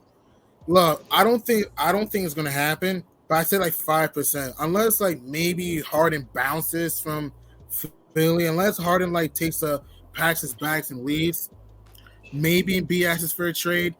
But I think Embiid's gonna try to stay with Maxey, gonna try it out with Nick Nurse. So I don't see Embiid bouncing from Philly. I just don't see it. Probably like a 5% chance to leave. Okay. Any chance? What are your chances, Darnell? What are your chances you think Harden goes back to Houston? And I'll ask that same question to you, Gideon. I believe Harden. I say 6%. I believe Harden is gonna. He's been there for two years already. I think he's gonna leave. But he's not a player. He's not a player that if he's not successful in what he's doing, he's want to go to another team and see if he can try again. He's not. He's real selfish player when it comes to that. So So you think Houston? I think he go back to Houston too. I think he's going to leave Joel Embiid alone there. I don't know what Philadelphia's cap numbers are. If they could bring anyone in there, they still got Tobias Harris, who could be a movable contract to a team that's looking for a player like that. I personally don't want nothing to do with Tobias Harris in New York, even though he is from this area. I think he doesn't fit the game. I think a little bit too soft, in my opinion. He does have size, but I don't think he has the intangibles that will fit there. And personally, I don't know what's going to happen there. A name that and I can see that with Philadelphia. A name that I would like to get, but it's $17 million. He costs $17 million a season. He's got 2 more years on his contract. Or 2 players, though. 2 players. And it's for the same team, actually. I wouldn't mind getting Jonathan Isaac on a flyer to come to the New York Knicks. Revitalize his career, come out here. Or Franz Wagner. Because Mo Wagner, because Franz is the one that's plays for Orlando. They both play on Orlando, but Orlando got too many forwards there with Isaac. Either one whichever one Orlando is not key on keeping, Wagner to be the power forward, the backup power forward to Julius Randle. He doesn't need a lot of floor time minutes because he plays a limited amount with the Magic to begin with. You can move on from Obi Toppin if you want to move from Obi Toppin in a deal. You want to bring in Wagner in to be power forward number 2 to come in. He could stretch the floor, he could rebound, and he got size, and he could defend. He could block some shots. So either one of those, I wouldn't mind there. Jonathan Isaac will be more of a stretch, will be a 4 who could come in and shoot, but I don't know if the Knicks would want. I don't know if because of his injuries history. So Wagner will be a nice name to call the Magic about, kick the tires to see, and if Toppin is not going to be as a backup power forward, if Toppin is not going to be here going forward, if that's part of the motion to move around in pieces, and I think he'll fit New York. I think he'll love to embrace the city. He's a good guy here in the community in Orlando. I think that will be a nice pick for the Knicks as a backup. Again, a backup power forward where Randall's commanding close to 25 to 30 minutes. The final 12 minutes, the way you want to spread. Wagner's the type of player that wouldn't be bad at it, young also, and he wouldn't. Not going to kill you. He's not going to complain, and he knows his role, and that would be perfect for the Knicks if they could get it. I agree. I love Wagner. I would like more Wagner and Isaac, because Jonathan Isaac can jump off the gym, can sky like an eagle, athletic, is a good defender, can hit the top of the key 3, and he can finish. And if you get Mo Wagner, he's a guy that can finish at the rim and can hit the top of the key 3. I remember that one game the game against New York. I think it was in January, early in the year in Orlando. He was baking our butt. We won that game, but he was baking our butt early in January. We were going to the battling to the nail at Amherst. You were there. You witnessed it firsthand, though. So he was balling out of our mind. We won that game, but he was lining up the world, though. I would not mind Mo Wagner and Jonathan Isaac, though. Good young big man. You can only have one. I'm not saying you're trading for both. I'm not saying you're trading for both. I will go to Magic and ask for either or. Which one? Jonathan Isaac is going to cost you $17 million. I think Wagner's on a lower rail, cheaper rate, about 10-9. If fit, and I don't know. You can't have both though, Gideon. If I had to choose one, I'm gonna say, man. Oh boy, give me Isaac. I say Jonathan Isaac slightly. Isaac, more athletic, better overall player. Isaac, yeah. He's gonna want more playing time. That's the only thing that worries me about Jonathan Isaac. He's gonna want more playing time. I would rather have, if that's the case, OG Anunoby, because OG hasn't been hurt, and there's an upside with OG over Isaac. I think I'm leaning. I guess I just talked myself into Wagner. Darnell, your thoughts on those two on that with the Magic type with training with the Knicks there? They really don't do it, but if you could, I would take Wagner. I like Wagner. He's physical down there. He give us shots that maybe Toppin couldn't give us and stuff like that. But Wagner is a good player to have down there. So I would keep him. I would pick him up. You know what? I changed my mind, Wagner. You know what? You guys convinced me, Wagner. I throw longer to Arbor. You guys are right, Wagner. And also Wagner's more durable. Yeah, you're right, Wagner. More physical player. And more physical too. You know what? You guys are right, Wagner. Yeah. Over. I'm trying to pull his numbers up right now as we conversate here. And I know we don't want to go into next year. I understand we don't want to talk too much about next year. But speaking of the Magic, I know we don't know the future, but I'm saying it's a possibility. Orlando might be. I think Orlando's going to be a surprise team next year. The Magic will be a surprise team next year. I think so. Oh yeah, they've been the Magics have been quiet under the radar team. Will have a good season next season. They're not tooting their horn too much here in Orlando about the team, but they quietly have a nice nucleus. They have a nice nucleus. Markel Fultz, right now they need Jalen Suggs to rebound from last season. He had a terrible year last year for the Orlando Magic. Nothing up to a par there, but Cole Anthony's another one who's going to get better with the team. They've got some good players. Wendell Carter, Mo Wagner, and don't forget Pablo Banchero is just going to take another step better. That's his team. They're going to surround him with the team that they need there. And I think they're going to don't watch out. There might be a team that might be around that seventh playoff, playing where teams going to have to go to Orlando to try to possibly play the 7-8 game here in Orlando. Won't be surprised. Don't be surprised on that one. Yeah. Right. Yep. Jedi. Yes, sir. I like the question. With the two draft classes, we got Toppin Brothers and Jalen. Jalen, who's 6'6", 19 years old. I mean, are they ever going to play this guy? Toppin? Jacob Toppin? Yeah. Jacob Toppin is 6'8". 6'8"? Well, what about Jalen? Jalen is 6'6"?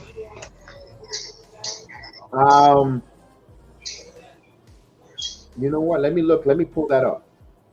I think it's Martin, and they're going to be on two. They'll be on two-way. They'll be going to Westchester Knicks. They'll keep a lot of eye on them, which the Knicks are doing. It's smart. They're building a farm system, which they like in baseball and NBA culture. So they could pull guys from Westchester Knicks that will fit the Knicks type of scheme of basketball. You can see they got them from Kentucky. They got a couple players. They signed that young kid from Fordham, part of the G. It's going to be part of the summer league. And they're bringing players, and they're taking a look. They're kicking the tires. They're looking around. You gotta respect what they're doing. Personally, for the right. I'm looking at is it Franz Wagner's 21, 6'10". Hold on, I'm getting that. I'm still on the Wagner situation. Hold on. Where is Mo? It is Mo Wagner. And here's Mo. Maurice or Mo Wagner. Mo is 26 years old. So he's 26 years old, and that's a good age. It fits the timeline with the Knicks. He's 6'11". So you're bringing in size at 6'11" to be the backup power forward. In there, you could put him at center at times if in a pinch. So you could play that stretch five because he can shoot the three. It fits the bill there. You don't have to get rid of Hartenstein. You can let Hartenstein hammer and do his thing. You get Matt Wagner who could play the power forward. And you could want it. It works. It works there. I just got to see how much money he's making right now, which I'm trying to get their basketball reference there. Let's see. There it is, his salary. He is old, man. He's making nothing. He's making peanuts. He's making nothing right now. Yeah. Yeah, $1.8 million. And he's a free agent. By the way, he's a free agent.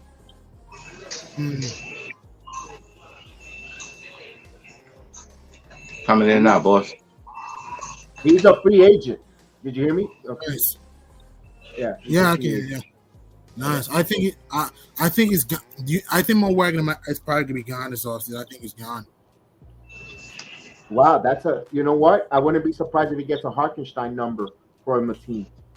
From a team that needs that there. A big, a playing time in the Wizards. Wizards can use him. Wizards can use him. Hornets too. I even think the Nuggets can use him back up because the Nuggets give us a lot of pieces. I think the Nuggets can use him on Wagner. They've done that before when they had JaVale McGee. You know, remember they had JaVale McGee years prior backing up, and then they ended up getting Jordan. You know, and now you know they could get a Wagner going out there behind and that European connection along with the Joker to be his backup power forward center for some minutes. Yeah, you never know because Wagner's not going to command a lot of minutes, and he's not asking for a lot of minutes, but he's going to play. You know, interesting on that. All right. Any other things here before we wrap up? Any other names or anything there? Darnell, anything? Yeah, is it true that Durant want to trade now? KD no. No. Out of Phoenix? No, hell no. Let's hear that. No way. I heard. What about Fred VanVleet? Where do you think Fred VanVleet is going to go? That was false rumors then somebody had, right? No, don't listen to that, man. Don't listen to that. It is gobbledygook. What about Fred VanVleet? Where do you think he's going to go? Interesting on that one. I don't know if Miami has room for him. That's a place. Boston. Probably end up in Boston. Boston. They need a point guard. Nice. Boston be nice. Boston be nice. And I have a bold prediction for James Harden. Hear me out for this, though. Remember you asked me a question before about if he's going to Houston. What percent chance he's going to Houston? There is a shot he's going to Houston, though. I probably say like 35% chance, but I don't think he's going there. Drum roll, please. I think it's going to San Antonio. Call me crazy. I think it's going to the Spurs, though. I think it's going to play on the Popovich. James Harden. Call me crazy. I think James Harden is going to play in the Alamo under Pop. I think he's going to the Spurs because I think he wants to get a fresh new start, though. I don't think he's going to stay in Philly. I agree with you there. I don't think he's going to Houston, though, because I don't think it's going to work well with Kevin Porter, Jalen Green, Jabari Smith. I think it's going to San Antonio. I think it'll work nice with a Keldon Johnson, a Jeremy Sochan, a Trey Jones, a Wemby. I think he can mentor those. I think he can, and to me, will mentor those guys. A Devin Vassell. I think he's going to the Spurs.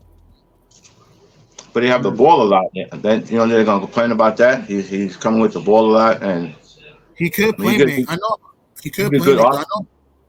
Yeah, he give you good offense and everything, but with the Spurs, he's more passing the ball around. He got plays that he want to see them plays come out, and I mean, it's a good pick for it. But I'm just saying it's gonna be hard for him over there. It is a possibility, but I just don't see. I thought Rockets that moment, but I don't think that's going to happen though. How are him and Kevin Porter fit? How are him and Jalen Green fit though? They all want the ball in their hands. They're young over there too. Good point. I don't think he's going to Houston though. I don't think so. Why you guys think he's going to Houston though? Why you say that? Because they have great strip clubs. That too, yeah. That's it. San Antonio don't have it, and unless if Harden was married now, and he's about starting a family with and not getting a porn star pregnant, but he's actually getting married, settling down, then I'll say San Antonio. I don't think he's going to San Antonio. Certain players don't want structure. Certain players want to do their own rub shot, do whatever they want, And it didn't work with Doc Rivers. Popovich is more of a stringent type of player, although he played for them in the Olympics. I don't think the San Antonio Spurs wants that detention or that bad habits to a player that's coming into the league and Victor Wembanyama. They want to establish a winning culture with that young man, mold him into the San Antonio Spurs kind of way of winning basketball. And I don't think where they'll bring in a James Harden to disrupt that apple cart there. I don't see that there. Maybe a Draymond Green to San Antonio to help with Victor Wembanyama because Draymond Green is, at the end of the day, like him or not, he's a winning player. He does whatever the hell it takes to win. He become a third fiddle. If in a Golden State fourth fiddle when Kevin Durant went there, it's all about winning. He's an unselfish player who doesn't put up the sexy scoring numbers. He's the one that will dive, get the burns on his knees on the court, and he plays his ass off. And that's a Popovich type of player. And I think that's where if they're gonna pick, I don't think he'll go for that with a James Harden. I could probably see that. You made some great points there. I just think maybe I think he'll go to Spurs instead. I just think that the Spurs also need a star. I think Wemby will be good, but I just think Wemby, we don't know how good he's looking in the league. And KJ, I love Keldon Johnson, but KJ's not a star yet. I just think the Spurs need a go-to guy that can say take us home. And I think James Harden, I understand the beard is not the old Dusty's beard, take me home type of guy like it was back in the old day. At the same time, he did show flashes of that this year, and I think he will be nice for that team as far as getting to the playoffs. So I think he'll go to the Spurs. Ooh, what about this? Because we haven't talked all night long. Uncle Drew, Kyrie Irving, where do you think he's going to go? No, he'll stay in Dallas. He's not going to leave. Not after all that move they did. He'll stay one more year. He'll stay and re-up in Dallas. I don't think he goes anywhere. He'll stay. He'll be there. Yeah. He won't go nowhere. Christian Wood is being rumored to be in Miami. Miami's interested in Christian Wood. That would be a good move for the Heat, though. They do need a big, yeah, because Bam's not a real center. He's a power forward. The Heat need a center. Christian would be nice for that team. Also, I agree. Yeah. Also, there's talks of Colin. Remember, the big report came out of Cleveland. We talked about it earlier, and we're going to wrap up in another 10 minutes. That Donovan Mitchell, enough already. He wants to come to New York. His underwear says New York Knicks colors. Everything else has to do with him. But the reports is they want to move Colin Sexton and move Donovan Mitchell to the point guard. Miami's been rumored heavily to go after Colin Sexton. Which, interesting there for Sexton there. No, actually, that's Utah, not Utah. Garland wants to be. I get too confused. Excuse me about that. Garland to the point guard position. Move him out to move to the point guard position. There, Miami's been looking for Colin Sexton. That's the one from Utah with Kenny Olynyk. Remember we were talking about Wood, but maybe Kenny Olynyk to play that center. Go back to the Miami Heat where Oladipo, Lowry, and a bunch of picks going to Utah. I don't know. You get an expiring contract in Kyle Lowry going back to Utah, where they want you. Let's face it, they want a tank. They bring in Kyle Lowry at his age there. They can help him tank there for more picks, more assets. You get rid of Colin Sexton, $17.3 million. You're shedding a lot of salary, $12.1 for Kenny Olynyk. That's a crazy one there that might make sense. Like you see Miami trying to kick the tires and pull a trigger like that. Colin Sexton will be nice. I think that's a good move for the Heat, though. You get a guard that's athletic, has a mid-range game. He's an okay, decent defender. Yeah, he's a good player, though. Colin Sexton will be nice for them. And speaking of the Jazz, what do you think of them getting John Collins, though? Trading Rudy Gay. Good move because John Collins, you could see he could play. He's 6'9", 6'10". He could probably slide into that power forward center position where Laurie Marketing. Now you got some size in Utah. The front court is not a bad looking front court. You got Jordan Clarkson is still there, right? Jordan Clarkson, Walker Kessler, yeah. Yeah, they got some nice pieces there. If they, and if they want to do something like that, bring some experience like you said, like we just talked about a few seconds ago. I think will help Utah. I think Utah, with Danny Ainge, they got, they could be a middle of the pack team in obscurity there where, they could play well like they did this year, and then they go full out tank in the trade deadline, trade players and get some more assets and start tanking again. I mean, I could see that. Yeah, probably. I could probably see that too. And yeah, with Hardy as the head coach, though, I could probably see that though. They'll probably be athletic with Collins. Collins is athletic, can shoot the corner three, the wing three. I think it'll be a pretty decent team, though. I don't think they'll make the. Yeah. I thought Collins, Atlanta, should have called New Orleans and seen if Zion would have went for Collins. The money would have been almost the same. Goes there because they would have got almost the same, not the same type of player, the same stature, same position type of player, and whatever else needed to be moved. And I think Zion going back to the southeast where he's from probably would have helped him go back a little home, close to his parents and all that stuff. I was saying that I was scared of that to see Trey Murray. It would have been Murray, Young, and Zion, that big three there with Capella still at the center position. Boy, and that would have been a dangerous play with what the hell is head coach? The guy from Utah, Quinn Snyder. Craig Snyder. That would have been a dangerous one. You could talk about a top 5 team in the East if you would have, had went healthy. Also, don't forget, you also had the other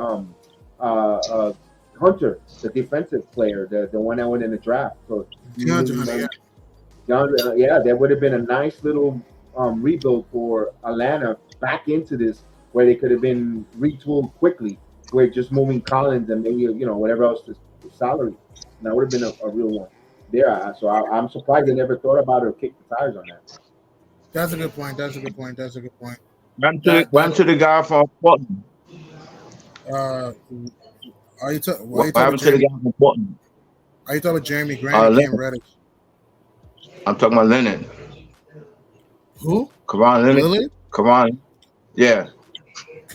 Who you talking about? Karan Leonard. Where did he go to? Leonard, the power forward. Are you talking about Kawhi Leonard's on the Clippers? Yeah, the Clippers. He's still with the Clippers. He's still got another couple years on his contract. There. I don't see him move. I don't see him trade. And then I just swap him now. Nah. I have another want him no more. He's not the hot commodity no more, Gideon. Darnell, I don't think he's any hot anymore. He doesn't play a lot of games. He's the reason why we have load management. You're gonna get half of the games in the season, and even if he sits down for half of the games, he might not even play the postseason. He's not guaranteed to play the playoffs. So he commands a lot of money. And I think his better days are behind him. I think he's a really declining player. Where if he's gonna have to play for like 6-10 million on a team, then he's valuable. But for the current money he plays right now, I wouldn't touch Kawhi Leonard. He doesn't bring you the big value back. Yeah, he's not the Raptor Kawhi Leonard anymore. He's not even the old Spur Kawhi Leonard anymore. When he was pounding, he was monster mashing on your head, feathery jump shot, posting guys in the block. He's still a great defender, but like you said, not the same Kawhi-nator, the Terminator, the Kawhi-nators, I should say, like it was back in the old. I forgot about him. I have a bold prediction, and this may shock people. This relates to the Knicks. Call me crazy. I have a weird-ass feeling that Paul George, and I may be wrong, I have a weird feeling we're going to get Paul George. I think R.J. Barrett either topping or Quigley is going to be gone, and Fournier is going to be gone for Paul George. I think Paul George is going to be a Knick this all season, either this all season or at least by deadline. I don't think RJ is going to finish a Knick at the deadline. I don't see it though. I think PJ is going to be a Knick after this though. I don't think we're getting Anunoby. I don't think Ingram's coming here. I think Clippers going to try to blow this. I think Clippers going to understand that, hey, PJ Kawhi, the marriage has to break up. I think we're getting Paul George. I'm going to say RJ is going to get traded. Either Toppin or Quigley is going to get traded. I don't know which one, but I think one of them is gone. We all can agree Fournier is going to be the first train out of here. And some piss. I think we're getting Paul George. All right. I hope not. I know you guys don't, but I know you guys don't. But I have a Rose to go after that, though. How many years, though? How many years are we talking? 2 years? 1 year? 2 years? I think this season we're getting PG. I think this year we're getting PG. I don't. Who else are we going to get, though? Zach LaVine ain't happening. We're not getting Zach LaVine. He doesn't want to come. No. He doesn't want to come. His representative said no to coming in here. Yeah, so. Well, I'm still calling Zion, so I don't. He didn't give me no answer yet. So I would love Zion, but I don't think it's going to happen either. I would love Zion, but I don't know, man. It's possible. Maybe the Pelican, maybe David Griffin changes his mind. I just don't see it happening. I just don't. They probably want Randolph for Zach. They would probably want that. I would think about it. I would consider. I'll think about it. I would consider. Would you guys trade Zion still? So, I would trade Randolph for Ingram. I would do that trade. Oh yeah. Who you trade Randolph for Ingram, not RJ for Ingram? Yeah, for Ingram, Randolph, straight up. Right. What do you think, Kev? Will you trade Randall for Ingram or RJ for Ingram? You want to? I'm having a. You know what? RJ is going to give you more value. you probably move RJ quicker than Randall right now because teams, regardless, even like we mentioned, we gave him his accolades. Two-time NBA All-Star, 25 and 10 guy is Julius Randle. But a lot of other teams don't value and don't see him as a cornerstone player, winning cornerstone player. He hasn't broken over that stigma. Teams, he's not desirable when it comes, and he's only 26 years old. But teams are not breaking the Knicks' phone calling for him. RJ has a better upside to get you a player like the Ingram, where you could now make Zion happy and bring his college partner in New Orleans, which I don't know if Zion, but at the end of the day, Ingram fits more because you could still keep Quentin Grimes, who could pretty much give you almost what RJ gives you. The only difference is RJ is a strong finisher to the basket. Mm-hmm. It all depends on what their plans are down the road. Are they going to they're going to get Ingram and Randall, who has a team friendly. At the end of the day, his contract is friendly. Randall's contract is friendly for a two-time All-Star. Right. You want to bring in if they're all down the road, you're going to be Ingram, Randall, Brunson, and then Mitchell eventually going to come on this team. We're talking now. Donovan Mitchell. We're talking. Right. What about your center? Right. What about your center? You got Big Mitch. Big Mitch isn't going anywhere. Okay. Right. Although a lot of people would like to see an upgrade on the offensive side of Mitchell Robinson or the offensive center. Be careful what you wish for because I do not want DeAndre Ayton. I don't want no part of DeAndre Ayton. I might want Turner and maybe. But I really like what Mitchell Robinson gives us with Hartenstein, two-headed monster. And also we have a Jericho Sims waiting in the wing, getting to groom and develop. So it's a really, it's a tough one there. It's a tough one there with that because we tend to overvalue and get attached to our own players regardless. And we see them we have too much of a we think our players are more valued than gold. And we really want to fight with them. And sometimes the league looks at them and say, we don't want this. And it's tough. Yeah, I agree. Other than that, any other let's get our final thoughts before we say goodnight here.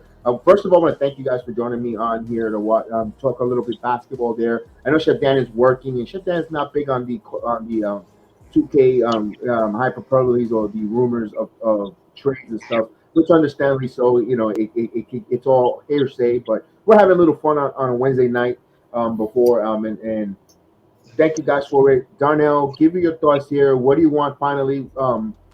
Before free agency is coming here, we'll probably make some emergency videos. If the Knicks make a move, we'll come on and do some videos when we have concrete evidence. But your final thoughts of the night. Well, I'm glad we didn't trade. We didn't do nothing in the draft. One thing, we didn't pick nobody up.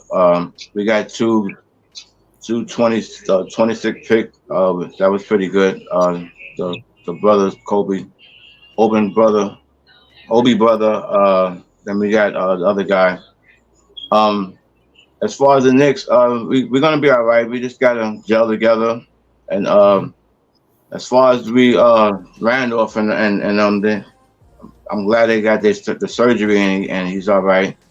RJ should be pretty good. If everybody's healthy, I think we'll have a good season for next year. And definitely need Josh and Bronson to come back. Definitely. So I'm looking forward for the Knicks, and I'm glad we had this conversation with y'all, and I'm glad to be part of the Knicks family. Go. Giddy, your final thoughts? Thanks.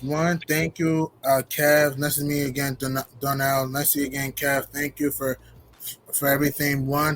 Please smash the likes for my man, Kev. Please crush the likes for BX Sports JEDI Network. Always gives you the meat and potatoes of each story. The Knicks, always, it's always nice to be with you guys. Always talking hoops, talking about life. You guys are awesome, amazing. You guys are amazing. I mean, congrats to Michael Porter, Jamal Murray, Nikola Jokic, and the rest of the Denver Nuggets. You guys show what team basketball is all about. Grit, heart, mental toughness. So congrats to everyone, Mike Malone, and the crew. And for the Knickerbockers, hey, it was a fantastic season. It sucks that our season is a little bit early, but hey, it's going to be sunshine and rainbow sooner than later, man. Keep your heads up high. We have a bright future. This free agency is going to be great. The playoffs were amazing. Keep your attendance up high. Please subscribe to BX Sports Jedi Network. Always tells you the truth and nothing but the truth. And stay safe, everyone. Stay healthy. Protect yourself from Rona. And also may the Lord bless you, keep you safe. And with that, everyone, deuces. Go New York, go New York, go! Go. So Friday, free agent frenzy. If anything happens, we'll probably come Saturday night after the Money in the Bank watch along. The Yankees. I won't do the Yankee game if there's any moves, because everything happens like this when it comes to the NBA free agency. So we might do something Saturday evening. If there's any news Nick-wise, we'll come out with an emergency video, emergency stream that the Knicks made a move. Friday everything's gonna go. Friday I'm gonna be swamped. I'm gonna do a Yankee game. I'm gonna be on the watch along. Then Money in the Bank at 3:00 in the afternoon. Then anything 9 o'clock. 8, 9 o'clock, whatever the Money in the Bank. After dinner, we'll come and do some Knicks that work. So stay tuned there. Thank you, Keith Turner. We appreciate you. Buddha Namaste. Everyone watching us on the Rumble app, don't forget, follow me. Hit that thumbs up. We'll follow you right back. We're growing a big audience on the Rumble app. We appreciate you guys there. Let's stay hooping. May the Knicks be with you. May the sports be with you. I am BX Sports Jedi Kev with my guys there. Again, salute to Chef Dan. The 11th is his born day, so we want to make sure we see him there on the 11th, and we're going to wish him a happy born day to my man, Chef Dan. All the love to my man, Chef Dan, working his ass off in the kitchens of New York and making some delicious meals. So, Chef Dan, we love you. We miss you. We'll see you, and we're gonna acknowledge you on that 11th, and we'll talk to you soon. Peace. Chef number 1.